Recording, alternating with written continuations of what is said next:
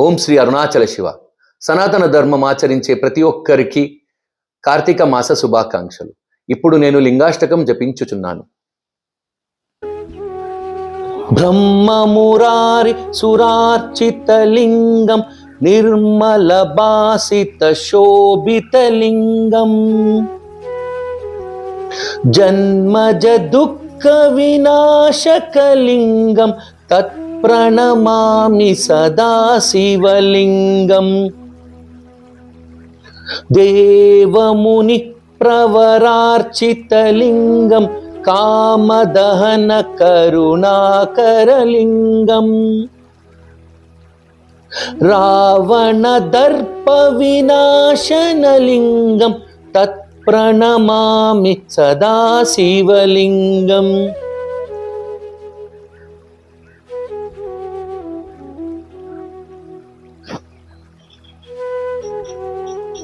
సర్వసుగంధ సులేపితలింగం బుద్ధి వివర్తన కారణలింగం సిద్ధ సురాసుర వందితలింగం తత్ప్రణమామి సదా శివలింగం.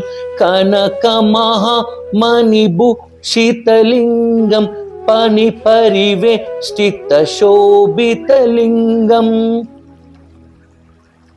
దక్ష సుయజ్ఞ వినాశకలింగం తత్ప్రణమామి సదా శివలింగం. కుంకుమ చందన లేపితలింగం పంకజహార సుశోభితలింగం సంచిత పాప వినాశకలింగం తత్ప్రణమామి సదా శివలింగం.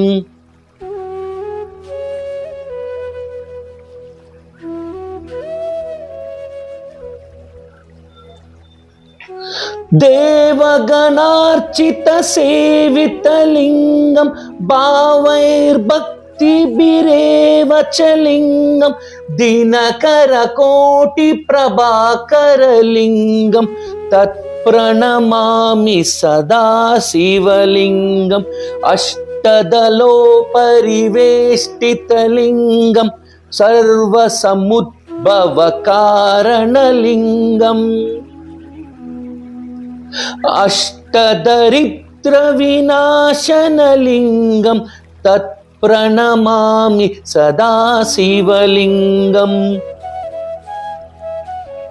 సురవర పూజితలింగం సురవన పుష్ప సదార్చితలింగం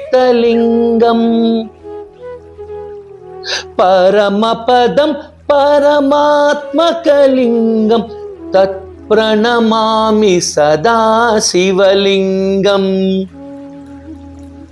లింగాష్టకమిదం పుణ్యం యః పఠే శివ సన్నిధౌ శివలోకమవాప్నోతి శివేన సహ మోదతే. ఓం శ్రీ అరుణాచల శివ. నమస్సుమాంజలి అందరికీ. మళ్ళీ నేను చెప్పేది ఒకటే, భక్తియే అన్నిటికీ మూల కారణం. భక్తితోనే అందరికీ మంచి జరుగుతుంది. భక్తి వల్లనే మనిషికి మనశ్శాంతి లభిస్తుంది. ఆ భక్తిలో కూడా అనపేక్ష ఉండవలేను, అంటే ఫలాకాంక్షతోటి భక్తి చేయకూడదు. భక్తిలో ఎప్పుడు నిర్మలత్వంతో ఉండవలేను. మళ్ళీ చెప్తున్నాను, ఓం నమ శివ, అరుణాచల శివ, నమస్సుమాంజలి. జై సనాతన ధర్మం.